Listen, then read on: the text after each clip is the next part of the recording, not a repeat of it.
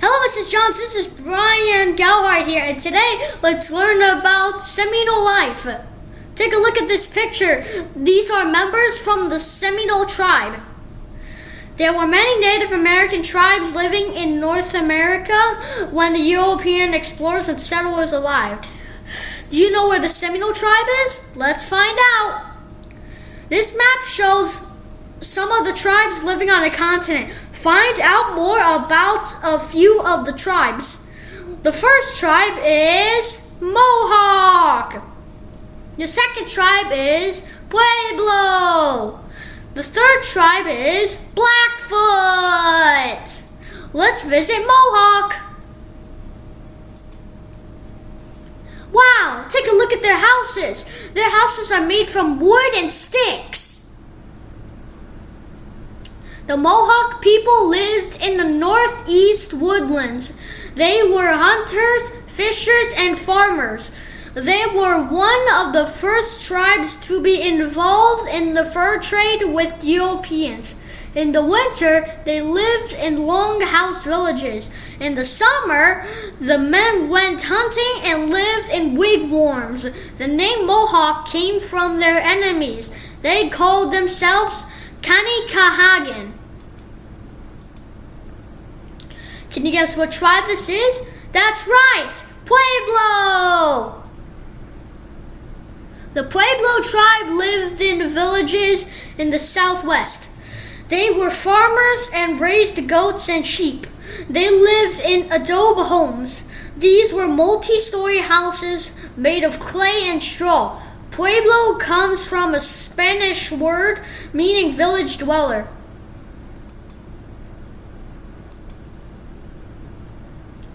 Can you guess what tribe this is? That's right, Blackfoot! The Blackfoot tribe lived in teepees in the Great Plains region. They were on a nomadic tribe. They moved often as they hunted bison. They stored their teepees in beaded storage bags. They made pemmican from dried bison meat, berries, and animal fat. This was a good source of protein and easy to carry as they traveled. The name Blackfoot may have come from the color of the tribe's mode occasions. Formation of the tribe. Wow, their clothes and jewelry looks good. The Seminole tribe began with members of the Creek tribe from Alabama and Georgia. Because of conflicts with British settlers, they moved to the Appalachia region in northern Florida. They were later joined by members of other southern eastern tribes and runaway African American and Native American slaves. Migration of the tribe. Wow, take a look at that picture. Their houses are made from sticks, leaves from a palm tree, and wood. The Seminole first lived in log cabins in northern Florida. When U.S. troops invaded Florida, the tribe moved further south. Later, they moved to the swamps of southeast Florida. Here as they lived in chickees. These were easy to put up and take down as they fled from U.S. troops. Wow, take a look at that picture. That's scary. Look at all the fire and wars happening. I wish I wasn't in that. Cause and effect of the Seminole Wars. 1817 to 1818. First Seminole War. Cause. U.S. plantation owners wanted to recapture runaway African American slaves living with the Seminole tribe. Settlers wanted more land. Effect. General Andrew Jackson and his troops invaded Spanish Florida and engaged in battles with Seminole villages. This series of battles became known as the First Seminole Wars.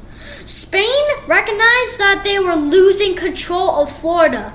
The U.S. and Spain signed the Adams-Honest Treaty in 1819. Spain sold Florida to the United States. In 1823, the Seminole people were forced to move to a reservation in central Florida.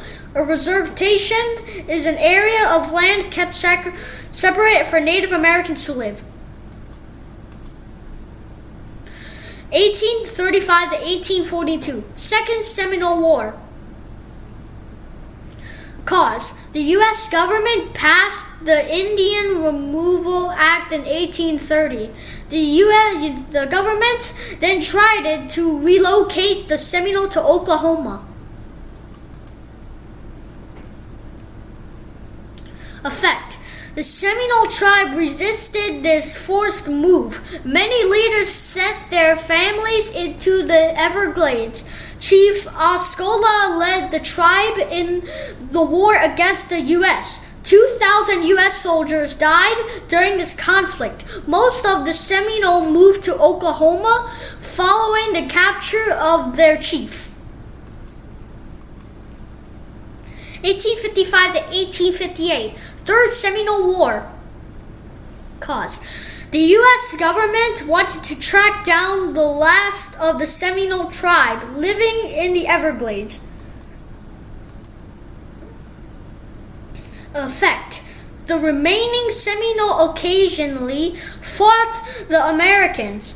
They were led by Billy Bowlegs. The U.S. government moved most of the Seminoles to a western reservation. A few Seminole remained hidden in the Everglades. Thank you for watching. Have a great day and be safe, Florida. This is Bryan Gailhart signing off on FLVS News. Bye!